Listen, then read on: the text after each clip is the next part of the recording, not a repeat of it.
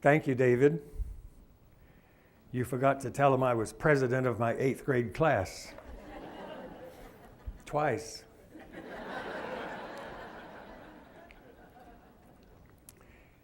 How many of you, just a quick show of hands, how many of you represent universities, work in universities today?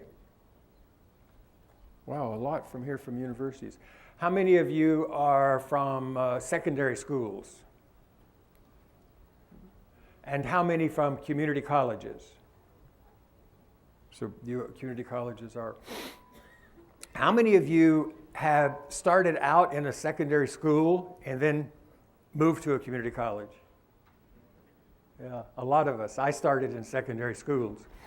I graduated from the University of Florida in 1958 in the middle of the year and took a job at Clewiston High School in Clewiston, Florida, which is right on the edge of Lake Okeechobee, right on the edge of the Everglades.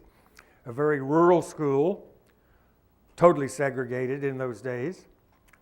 And I came in the middle of the year, and I was relieving an overload, so I took classes of people who were there. I taught 9th grade English. I taught 8th grade science. I taught 7th grade geography. I taught a math course for remedial students, and I kept the library 2 periods. We were Renaissance teachers in those days. I'll never forget my introduction to being a school teacher, something I had wanted to be ever since I was in the 7th grade. I walked into my first class, which was the 9th grade English class, taught by Mrs. Yates. Mrs. Yates was, it's hard to describe. Mrs. Yates was a person that everyone in the school knew, let's put it that way. And Mrs. Yates' introduction to me, of me to her 9th grade English class, went like this. She picked up a huge paddle. She hit it on the desk. Wham! Wham! Wham! And she said to the students, I want you to listen to me. I was your teacher in the 7th grade English class. I was your teacher in the 8th grade English class. And I've been your teacher for half year here in the 9th grade English class, and I want you to know one thing. I've hated every damned minute of this. My prayers have been answered, and here he is, Terry O'Banion, your teacher. That is an absolutely true story. And I was 20 years old. But I entered the fray in secondary schools, and it was absolutely one of the hardest jobs I've ever had and one of the absolutely most delightful jobs I've ever had. I loved teaching junior high students and did that for a year, moved to the other end of the county, LaBelle, where I had graduated from high school with all of 15 people in my graduating class, and taught there for several years until I discovered the community college. And I moved into that world. But I know those worlds. I love secondary school. I love community college more. Later I taught in universities, so I've done all 3 of those. But I'll never forget that introduction to my secondary school experience, which I'm sure is similar to some of yours. In all of those 55 years of my work in education, the goal and vision that I've had have never changed. They've been bumpy, many changes along the way, but I've always been deeply interested, strongly committed to education and helping students because I personally experienced education as my road out of poverty. We were born in poverty in my little town. In fact, in my family, we said we always aspired to poverty because we were born in abject poverty. It's a true story, as many of you. Many educators come out of poverty, come out of difficult circumstances, and discover that education is the pathway out. True for me, one of only 19 grandchildren to go to college, only one of 4 siblings to go to college. And now all of my children are college graduates. The best thing I've ever done in my life is I broke the poverty cycle for my family. It's enough to get you into heaven. But I didn't stop there, because I'm interested in helping more students break the poverty cycle. And that's what all of us are about here. All of us at a deep, deep level are about helping young people or even older adults change and move into circumstances in which they can experience the good life. We are all deeply dedicated, regardless of the kinds of institutions we work in. We are all deeply dedicated to student success, which is everyone's agenda. Everyone in education, it's their agenda. We all share that as a common purpose. Today I want to talk about student success in a much larger context, and I'm going to use the language of the completion agenda, because the completion agenda has become the word that has captured the attention of, President Obama and policymakers and state legislators. So we're going to talk about the completion agenda, which is the same thing as the student success agenda, except that the completion agenda is a much more targeted version of the completion agenda. We're going to ask 2 questions, 2 key questions for this visit. The first one is, what is the completion agenda and why is it important? Now I know I snuck 2 questions in there to make it simple. There are 2 questions there, and we'll address that. What is the completion agenda and why is it important? And then more importantly to all of our work, we're going to play with the question, what really works to help students succeed? What really works? 2 questions. So the first question, what is the completion agenda and why is it important? Right off the bat, here is the most ubiquitous definition of the completion agenda that we're using in higher education. I think it's very similar for what you have to use in secondary education. But please keep in mind that I come out of the community college sector. I've been there 55 years. That's the language I know best. It's the culture I know best. What I know about what we're doing in the community college applies equally well to secondary schools and universities. So I won't apologize for using that as my framework for discussion or for looking at some of the research in this area, because we all share the common values and common missions. What is the completion agenda and why is it important? Here's the completion agenda definition. The mission of the completion agenda is to double the number of students who by the year 2020 achieve a certificate, a 2-year degree, or who transfer to the university. You will find this definition in almost every policy guide, in almost every state legislative act relating to this. This is our goal. Sharp and simple. Student success is so general. What policymakers and foundation folks have done is to narrow this down to this definition. Double the number by 2020. We only have 6 years left.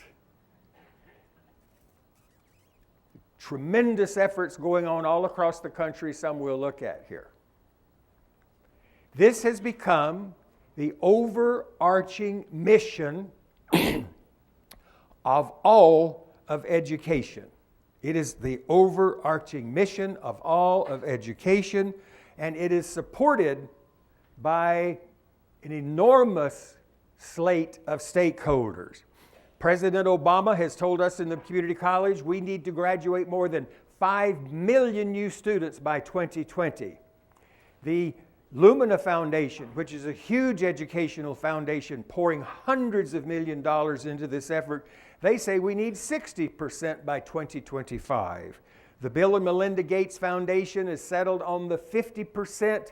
A number of national organizations in higher education have signed a document saying we need to graduate or transfer or help get certificates of 50% more of the population.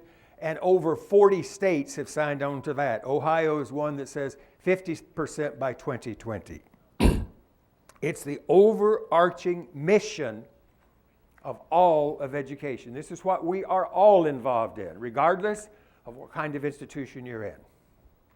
The completion agenda. The second part of that question is, why is it important?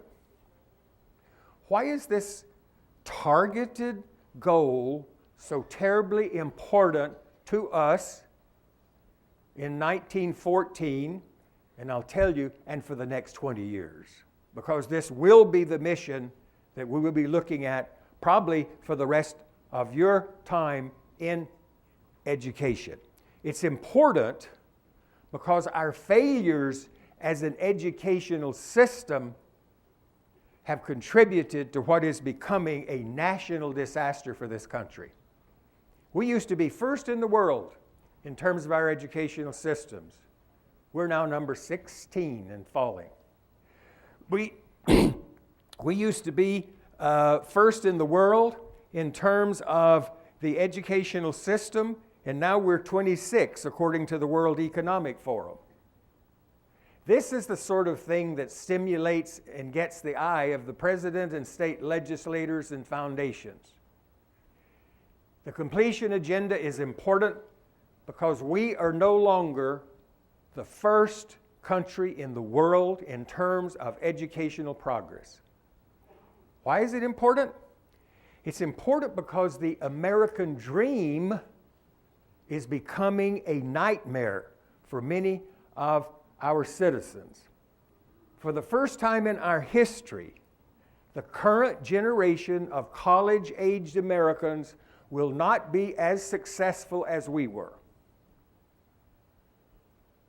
All the loans, all the cost, all of the decline in the quality of education. Your grandchildren are not going to succeed as well as you did. And the American dream is that they will. My generation did very well in education. We had lots of opportunities. I can already see the declining impact on my 12 grandchildren. Some of them are not going to make it because of who they are in some circumstances. In other circumstances, because of the nature of schooling in the United States. This is so important to us that this has become a major issue because of the great socioeconomic divide in this country. The 1% versus the 99%. There aren't a lot of people in the 1% category in this room. There aren't a lot of people in the 1% category in your developmental English class either. The truth is, if your daddy was rich, you're going to be rich, and if your daddy was poor, you're going to be poor. It's a sad place we've gotten to in this country. The opportunity for the American dream is in great trouble. This is also important because of what's happening to the data we have on our school systems.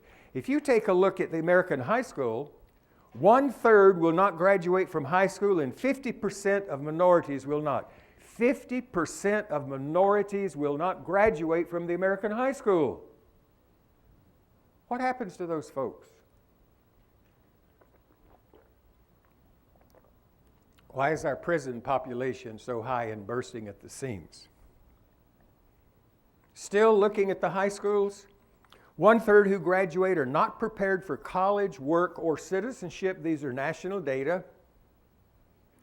In the high school, only half of those who enter high school actually ever enroll in college. And in math and science, 4th graders are near the top of the world and 12th graders are near the bottom. We have tremendous impact on our students from the 4th to the 12th grade, don't we?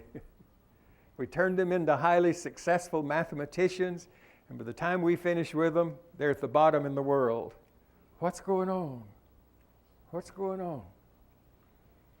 So, the completion agenda is important because of our current record in American high schools. If you want to Google what is wrong with American public education, I did this last night, you'll get 278 million links.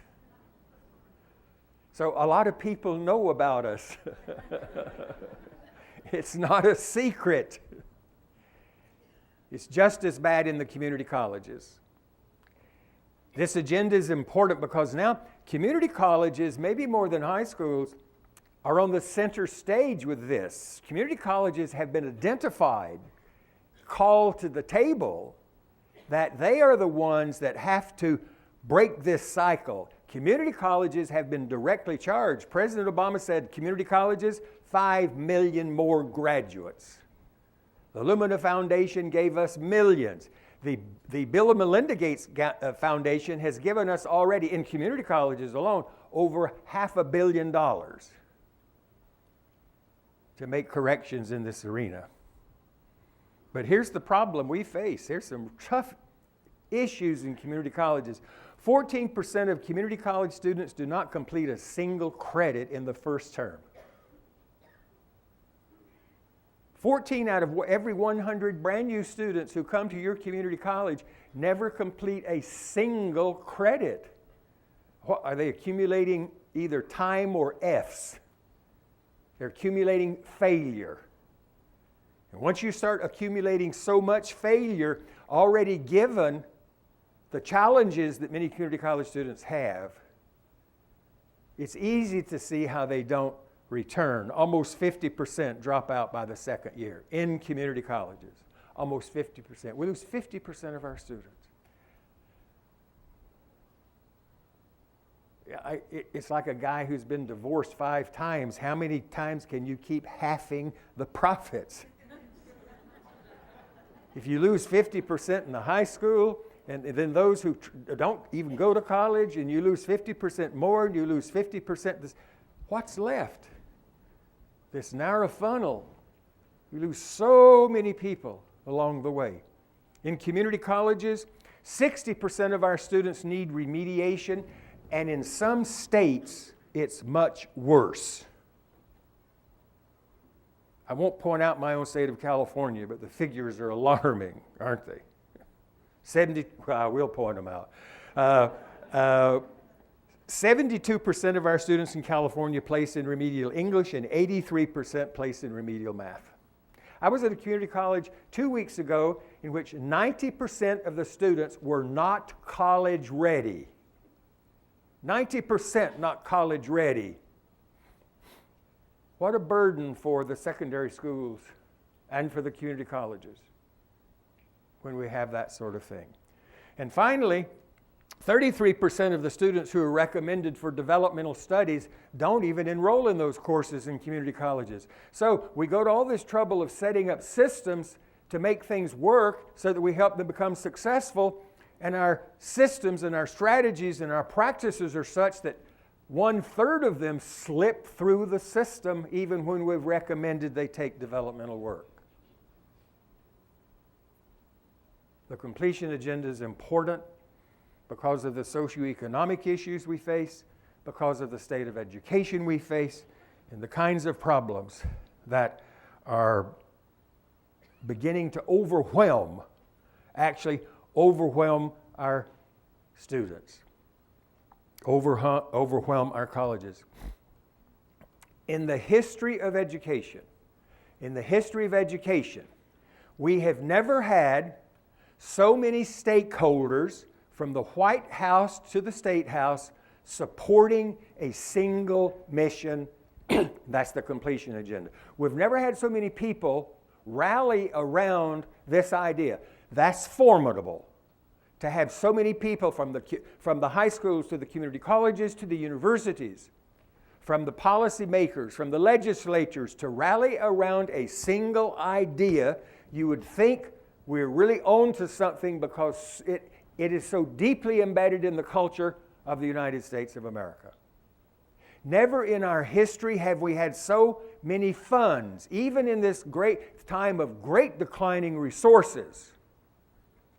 In community colleges and high schools and universities, we have billions of dollars.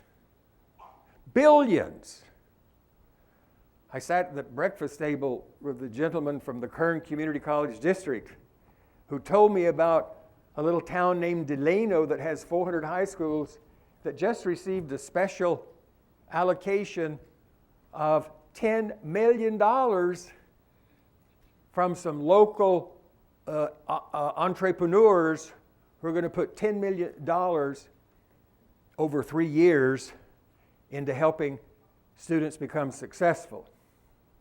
I suggested they just divide that money among those 430 students and that'd all be success and everybody could congratulate themselves and they could go home.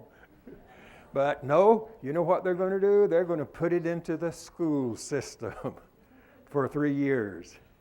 Then we'll see what the outcome is. We have never had so much money to do this work. The Bill and Melinda Gates Foundation are with $40 billion and with another $40 billion from Warren Buffett. We'll stay with this and continue to try to make this completion agenda work. We have never had so much research, particularly in the community college. We never had much research. High schools, we've had better research from high schools on these issues than we have in community colleges. Now we're caught up. The universities are helping with this. We have great research on what we need to do. We know better now how to answer this question. What really works to help students succeed? For the last 10 years, we have been in a major frenzy with all this money, all this research, all these politicians coming our way, all these new initiatives, all these new formations of organizations and institutes and policy centers and think tanks. So what do we really do? Well, our tendency in education, and this I think has always been true, and it is particularly true with this new great initiative in which we're engaged now. The tendency has been for us to look for high impact practices, look for a magic bullet, look for some kind of solution that will tell us how to address these difficult problems. And all organizations come out with their list. Most of them are called high-impact practices. Usually high-impact practices means there's some research behind that practice to show that it makes a difference. But faculty don't like to give up, so there's a whole category called promising practices, in which there's not much research, but you don't want to let go of it. But it's the high-impact practices that have become the agenda for most colleges and high schools. And here are the kind of things I'm talking about. You're familiar with most of these. Most colleges, many high schools now have learning communities, have the first year experience, contextual instruction, project-based learning, et cetera, et cetera. There are about a dozen of these high-impact practices, and one of the key ones is this one: concurrent enrollment. Concurrent or dual enrollment is one of the high-impact practices for which we have some research to show that if organized well, organized soundly with good leaders, it can make a difference in terms of helping students make successful transitions from secondary school to college, and then to be deeply engaged and deeply prepared in how to do this. But here is my central message to you today. These practices, including concurrent enrollment, can only take us so far. If you put all your eggs in the basket of first-year experience, you've only got a piece of the problem addressed. If you put all your eggs in the baskets with concurrent enrollment, you've only got piece of the problem addressed. Because by themselves, these practices are not particularly effective in achieving the overall goals of the completion agenda. And researchers are beginning to tell us that. The researchers who have been following the Bill and Melinda Gates application of $500 million in the state of Florida, Ohio, and North Carolina in a program called Completion by Design. Here's what the researchers are telling us about those programs. While colleges will likely need to adapt some new practices and adapt some older practices, practice-based reforms cannot be the primary work undertaken by colleges participating in Completion by Design. It's not enough just to do those. It's not enough. And here are the researchers. Davis Jenkins, one of the very best in the nation now at the Community College Research Center at Columbia University, he says it even more clearly. Adopting discrete best practices and trying to bring them to scale will not work to improve student completion on a substantial scale. It's not enough by itself. And I know I'm in your living room, but I'm going to say that to you. Concurrent enrollment by itself isn't sufficient to change the outcomes of the completion agenda. There's some ways to get there, and that's what I want to visit with you about today. Here's the problem with those separate practices. Here's part of the problem. You have a group of faculty here who really believe in learning communities. They have the research on it. They've visited colleges, the Seattle Community College District where it started.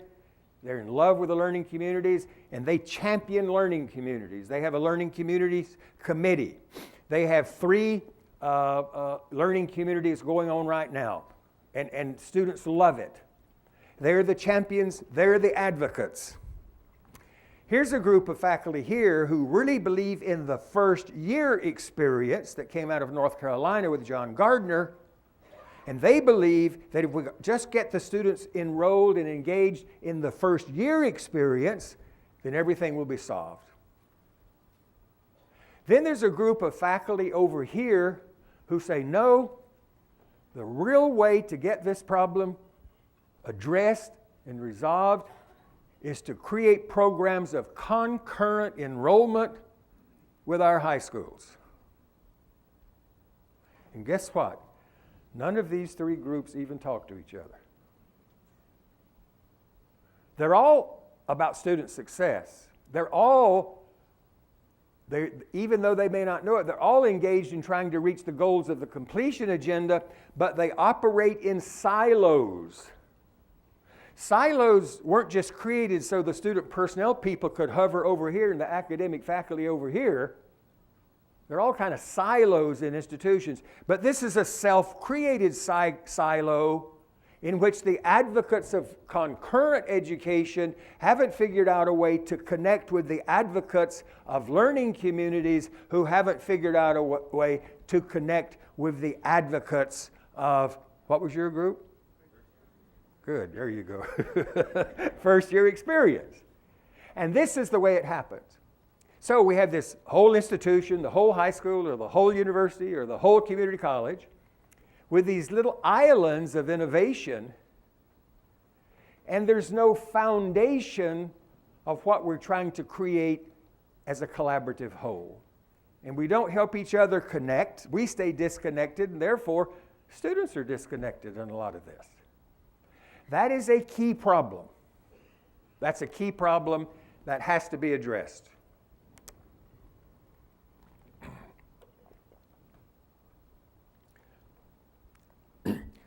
I know one way to address it. There are probably a lot of ways. But I know one way. And what I'd like to do is to suggest a different approach that you might want to consider.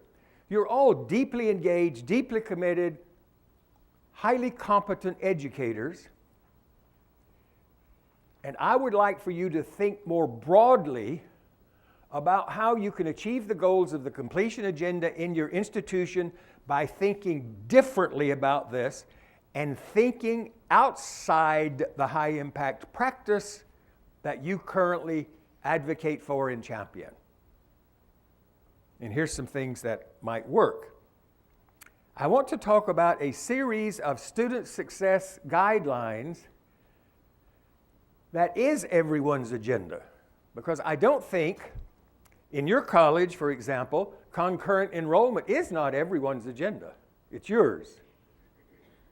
And it's a few people that you can get to come along.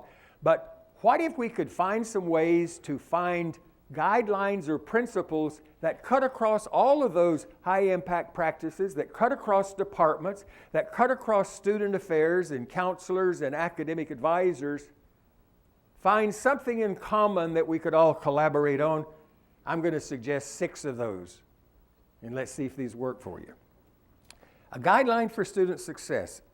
Simple guideline. Every student will make a significant connection to another student to another person at the college or high school as soon as possible. Now, that's simple stuff. You all know in your heart that works. You know what that means. They need to make a connection. Students coming in the 9th grade need very much to make a connection to stay. In the community college, it's particularly important because of, by then, students have had so much success, been beaten down in many cases, they need a connection. We have the research to prove that, in the community college at least. CESI, which is a National Community College Survey of Student Engagement, did a national study of 500,000 students, and they asked those students, what is the most important factor for your staying in college? What's the most important factor that keeps you in college? And the answer semester after semester was, someone knows my name. It stuns, it breaks the heart. The reason I stay in college is because someone knows my name. It can be that simple. It can be that simple. It means more than that. It's not just the name. It means that I made a connection with someone. I'm an 18-year-old student who drives her car to the campus at the community college. I drive up and park, and a guy in an outfit walks up to me and says, you know, I'm sorry you're in the wrong parking space. Let me help you find the right one. By the way, my name is Jim. What's yours? That's a different kind of connection than students often get when they park in the wrong places. And it's so easy to work with the groundskeepers and the security guards to help them understand their roles in making this work. When a 42-year-old man walks up to the kiosk in the Student Services Center and said, I've been thinking about coming to college. I haven't been to college in 20 years, but I'd like to apply. And the student behind the kiosk says, wonderful, we're so glad you're here. My name's Sharon, what's yours? Already, he's in some sort of psychological space that makes him go on to the next sentence. You got to make those first connections. We have to keep them there. 50% don't return in the community college world in the second year. Some of it is because they never made a connection. We can do that easily across any of our institutions. We could agree on a principle that we will make every effort to help make connections with real life students, their very first encounter with the institution. We can do it so many ways, and a challenge for many colleges to do that is just terribly important. So many ways to do it. If a faculty member stands at the door and shakes hands with students as they come in, connections begin to be made. If you address people by their names, connections begin to be made. Once you make personal connections, you can get on then with the good stuff of helping them make connections to new ideas, to new frameworks for thinking. You can shake up their prejudices. You can broaden their views of the world. That's what education's about. You can help them learn new skills, new ways of doing things, new ways of understanding themselves, new ways of working with other people. But they have to stay around for the good stuff. And so the very first connections, we can all do that. And by the way, it's absolutely free. It costs nothing. You can use students, adjunct faculty, volunteers, faculty, administrators, classified staff. You have all the people in the world to help with that from the first day on. Becomes just part of the culture. A second guideline is that key intake programs, including orientation, assessment, advisement, and placement, will be integrated and mandatory. At all levels of our institutions, we have these intake processes. They're the ways we help students make the transition from the high school to the community college, and from the community college to the university. They're all pretty much the same, except in community colleges particularly, and I think high schools also, we don't give enough attention to how these intake processes have impact on students. And in fact, we sometimes say that they are so unimportant, they're just optional. Kay McClinney, a person in our field in community colleges, tells us students do not do optional. So if they're optional, you can guarantee you won't have many students show up for orientation. And if orientation is important for people, first-time college students in the community colleges who have never been to college, who don't know college language, who don't know what GPA means, who don't know what placement means, who have been going to high school 5 days a week for a course, and now they go Tuesday nights or Monday, Wednesday, Friday, that's a confusing world. So helping them understand the differences, orientation, advising, etc., are terribly, terribly important. That whole second option of helping students move through and to the institution is another area in which we can collaborate on to make sure our students are moving successfully through the institution. Third guideline, every student will be placed in a program of study the very first day we can. And those who are not sure of what their program of study is, they don't know what their major is, will be placed in a program of study to help them decide. Now, again, the research tells us about 430,000 community college students were assessed, and those who entered a program of study, a major, who entered a program of study in their first term were twice as likely to graduate as students who entered the program of study the second term. Because they get on with their business. They're engaged in their area of interest. If you just let them wander around in the curriculum, they'll wander across the street and out the door.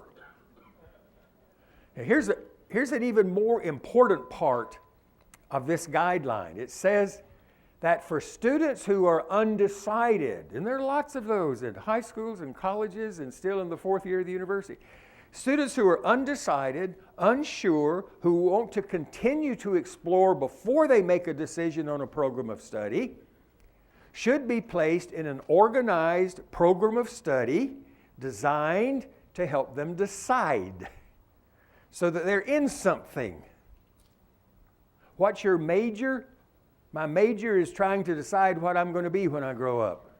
And the college understands that and has created this program for me.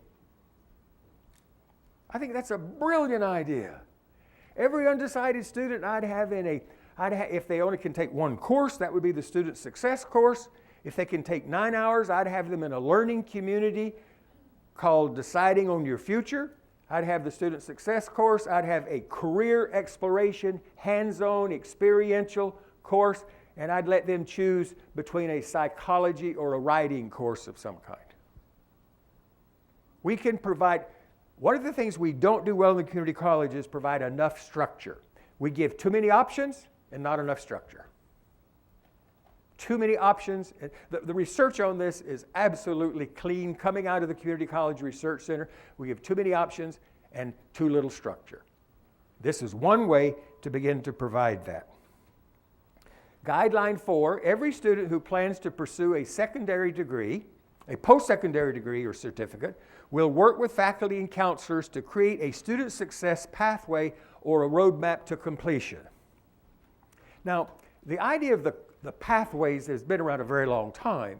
And in concurrent enrollment, you know about it because it really follows the old career tech pathways that came out 10, 20 years ago. Tech prep have been around a long time. And those were extraordinarily good models of pathways. And when we got together between the high schools and the colleges, we did a very good job with that.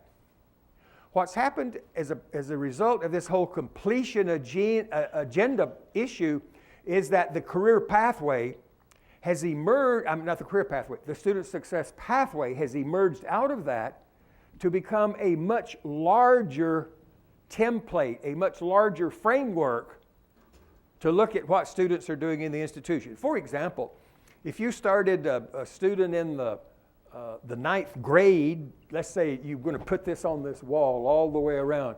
You put a student in the 9th grade down there, they'd start on their student success pathway in the 9th grade, they would do some career testing, you'd begin to gather information, they would do 9th grade national exams, you would help them make decisions about the 10th grade courses, then they would, for graduation, and then you'd pass that on to the community colleges, and that pathway, their scores would be their input from students, self-evaluation, evaluation from instructors, supervisor evaluation.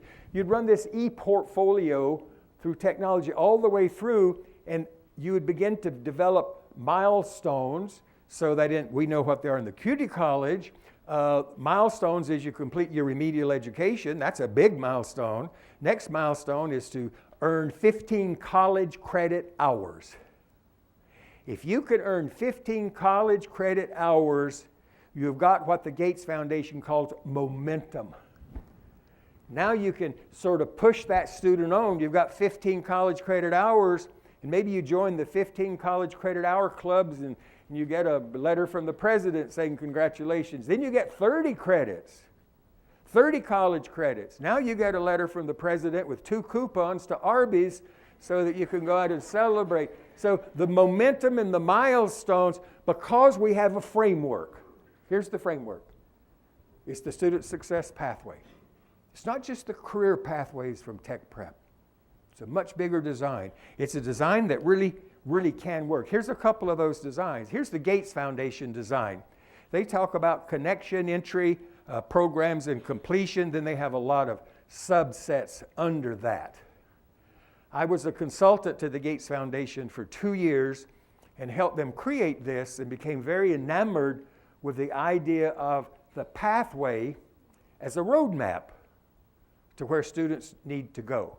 And here's one we developed at my organization, the League for Innovation. Make it a little more human, if at least feet human, to show where you move through these various processes. So these sort of maps work. They've become quite popular. The American Association of Colleges and Universities uses a roadmap project. They have a big chunk of money from the MetLife Foundation. And these are a few community colleges that use this idea. I like Lane Community Colleges in Eugene, Oregon. They talk about GPS, the guide to personal success for their college. The one that's the most developed here is the one at Valencia College in Orlando called LifeMap. So all of these colleges, all of their students have these technologically created with e-portfolios, and they know where they're going. They're going this way. If we really had vision, if we were really visionaries as educators, we would have started decades ago the idea of a life map or a life pathway, and we would have started it back here in kindergarten. When the 5-year-old says, I want to be a policeman when I grow up. And her brother says, I want to be a ballerina when I grow up. And another kid says, I want to be a shepherd when I grow up. That's the first articulation of careers. We should catch them right there and take it seriously. And we should record it on the e-portfolio. And along with tests and observations and grades and parents' views. And then in the 4th grade down here, we ought to have them revisit that. You still want to be a ballerina. Carry it on. And we could carry that all the way through school, through life. If we were really good at this as a nation, you'd go from institution to institution. You'd graduate from college. You'd carry you all the way through life, graduate from college, first marriage, first kid, first divorce, second marriage, death of parents, first house. You'd carry that all the way through here to the end. And at the end, the person who would write the final analysis in your portfolio would be your hospice care worker who said he died in his sleep peacefully. Hopefully, that would be the goal, would be. I love this idea of the life map for a whole human being. Probably cannot work in this kind of culture in which we live, in which everything has to be private and under surveillance. But it's an idea that at least we should fully apply the portion over which we do have some responsibility for coordination. And I would say at least that's from the 9th grade. High schools and community colleges at least should have a guaranteed process of a student success pathway from the 9th grade until exit from community colleges. If you really want to see what it is we have to do or need to do and have a clear picture of it, that's an idea that can work. The 5th guideline is that every student will be carefully monitored throughout the first term to ensure successful progress. The school or college will make interventions promptly to keep students on track. And that's true at every kind of institution there is. We know that early intervention can increase retention by 20%. If you can identify students very early who need help and get the help to them, we can have great rescues. If you're still in the community colleges have 16 weeks, and we usually have 8-week mid-semester exams. If you're waiting for the mid-semester exam for feedback, it's way too late. Way too late. I would like to change the conversation about first year intervention to first week intervention. What can we do in the first week when they're fresh, when they're ready, when we can actually change behaviors? We know we can do it through analytics. We have a number of colleges and high schools now gathering information on students that says this student's likely to need help. And when you begin to, as a teacher, see the signs of they're not attending class, they're not turning in homework, they are not participating in class discussion, you can identify that student and get a coach to come help. That's the kind of structure, and we're going to have that in all of our school systems probably within 5 years. That's just going to be the way we function because we know that we have to identify those students early. Analytics is going to get us there, and you all know what analytics is, basically. You use it all the time. When you go to Amazon.com and Amazon says to you, Henry, we're so glad you're back. The last time you were here, you bought 3 copies of 50 Shades of Grey. And people who bought that book also bought these, in which you might be interested. That's analytics. And businesses are already coming into your home doing that. We can do that very, very well in our colleges and high schools, identifying people early. Now, there's a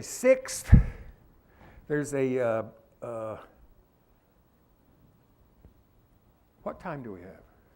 We okay? We okay on time for? Okay, then I'm going to do. There's a 6th one here that's a little more complicated, but let's do it. Here's the 6th guideline.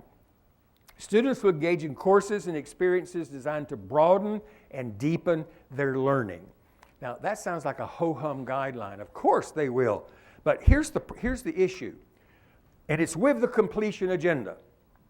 With the completion agenda, all of the people behind it, including the president, including all of the foundations, and including the states particularly, see completion as the overarching agenda of higher education, and they see it primarily to prepare students for the world of work. Nothing wrong with that. It's an important part of it, but there's more to education than preparing students for a vocation. And we don't like to re-engage in that issue very often. But we need to come back to the table as faculty. From workforce education and the liberal arts general education, and come back and revisit what an essential education is for the 21st century. We have divided the culture. We have divided knowledge into 2 big chunks. Take these courses so you can earn a living. Take these courses so you can live a good life. And we can't get that together somehow, even though we want, for our own sons and daughters, we want that. But we purposely ourselves created this great division with this idea. And then we promulgated that division by dividing ourselves as the career and technical education faculty. And then you don't even know where the other faculty are in the university parallel, the transfer faculty. We divided you. Then we were brilliant, we divided the facilities. Tech building's way back there in the corner. The HV building is over here. The cosmetology building's over there. The fine arts building is right there. We divided, we divided how we chop up the resources. We don't give the resources the same way. And our government fosters that too. The federal government and state government in the past 15 years have provided trillions, not billions, trillions of dollars for workforce education, and they have provided $145 million a year for the National Endowment for the Humanities. What's valuable in education? We need to bring that voice. We need to bring our voices back to the table. It is, with everything else going on, it's an issue that is so difficult to address.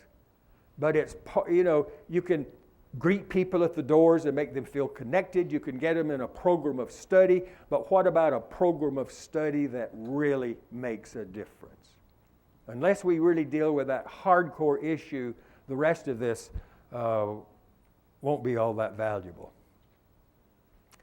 Our students need both bread and roses.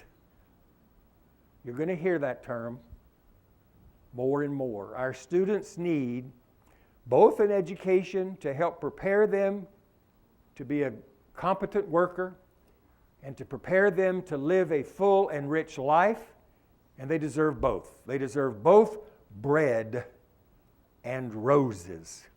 You'll hear that more and more in the coming years. So those are six guidelines that try to cut across these practices, the high-impact practices. You can put those in place. The high-impact practices are terribly important. What you're doing in concurrent enrollment is extraordinarily important. Don't take that away from this, that I said that. Concurrent enrollment is extraordinarily important. You're doing great jobs in that.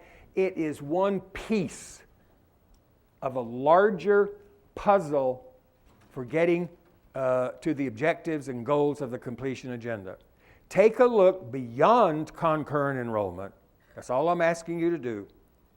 At a different way of thinking about student success practices that cut across all levels, cut across groups of people, cut across departments, because out of that comes the foundation on which you will build structures and goals and opportunities for our students to truly succeed.